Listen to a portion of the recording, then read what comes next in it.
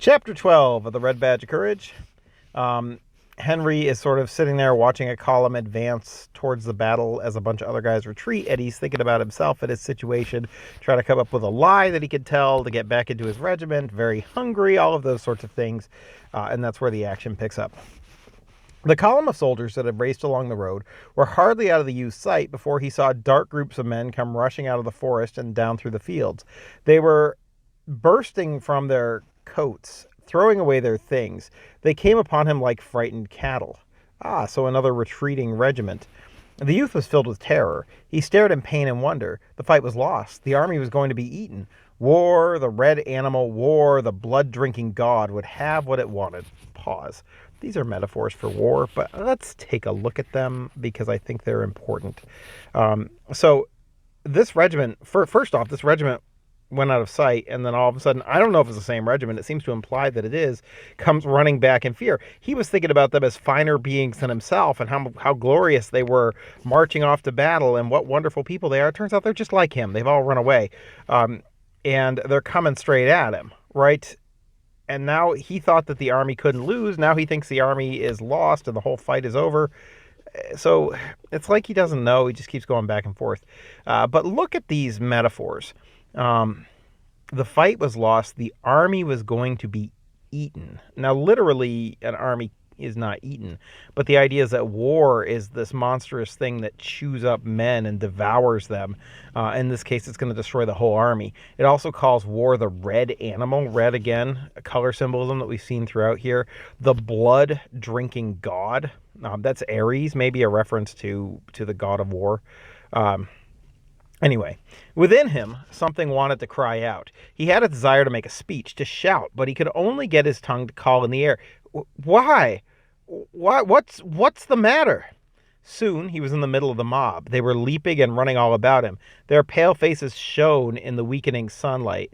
They seemed, most of them, to be very big men. The youth turned from one to another of them as they came along. His senseless questions were not heard. The men gave no attention to his appeals. They did not seem to see him. The youth, after rushing about and asking questions, finally caught a man by the arm. They swung around face to face. Why? Why? Started the youth, struggling with his tongue. The man screamed, "Let me go! Let me go!" His face was ashy pale, and his eyes were rolling uncontrolled. He was breathing with difficulty. He still grasped his rifle, perhaps having forgotten to let go of it. He pulled away, and the youth was dragged several paces. "Let me go! Let me go!" Why? Why? Repeated the youth. No! Shouted the man. In his mad anger, he fiercely swung his rifle. It crushed upon the youth's head. The man ran away. The youth's fingers had turned to water upon the other's arm. That's a metaphor as well. It's showing how weak he suddenly became when he got clubbed in the head with a rifle.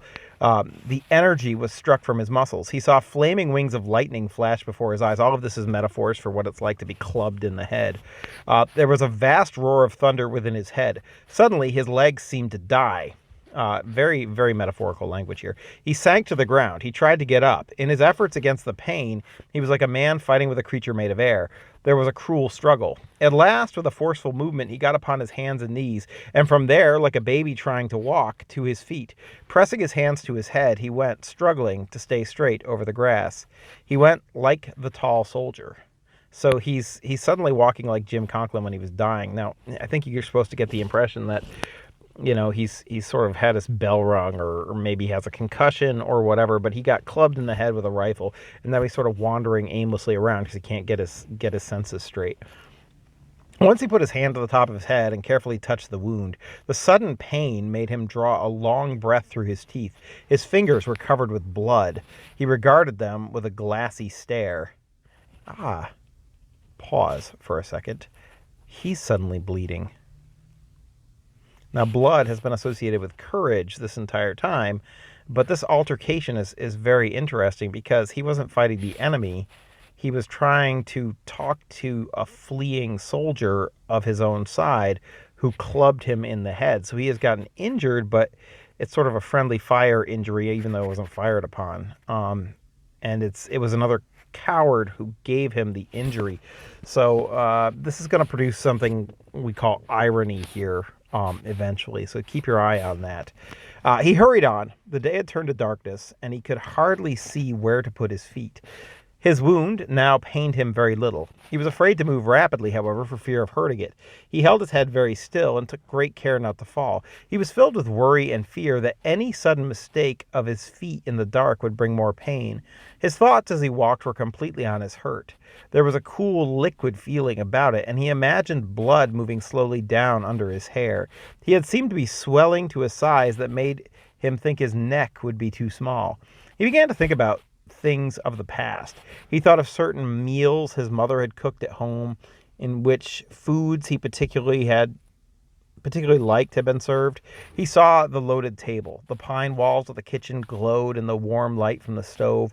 Also, he remembered how he and his friends would go from the schoolhouse to a shaded pool.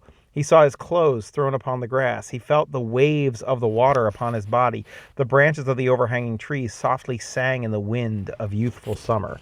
So, while he's wandering around in sort of his concussed state, he's having visions of things that probably he never thought of as important.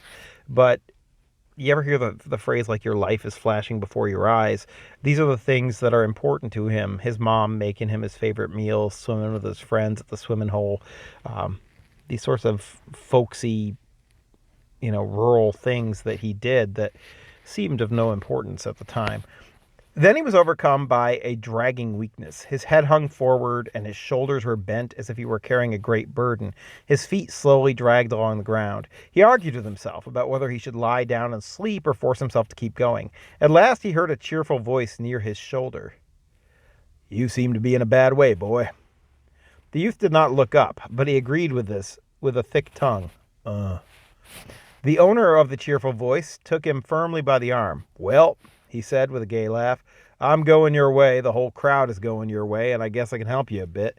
They began to walk along like a drunken man and his friend. That's a simile.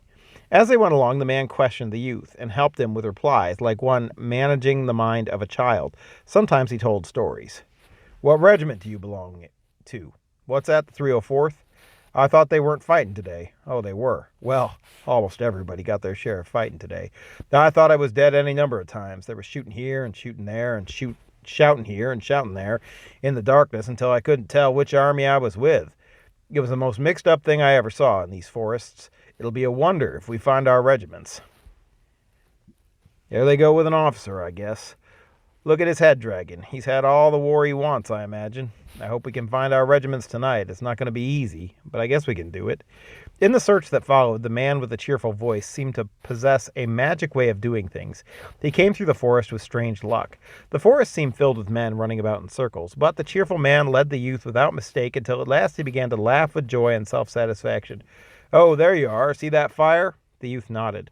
"Well, that's your regiment. And now goodbye. Good luck to you." A warm, strong hand took the youth's weak fingers for an instant, and then the boy heard a cheerful whistling as the man walked away. As he who had been so kind to him was thus passing out of his life, the youth suddenly realized that he had not once seen his face. Not only that, he doesn't know his name, so it's almost like this guy's sort of a guardian angel who shows up and directs him to his regiment. A convenience in the plot, maybe, but at the same time, if you ever watch interviews conducted with soldiers from World War II or various other campaigns, there are situations like this where somebody helps them out and they never find out their name, and years later they wish they knew who they were so they could thank them and stuff like that. But I think that's just the chaos of war. Anyway, maybe Henry's getting back to his regiment. We'll find out next time.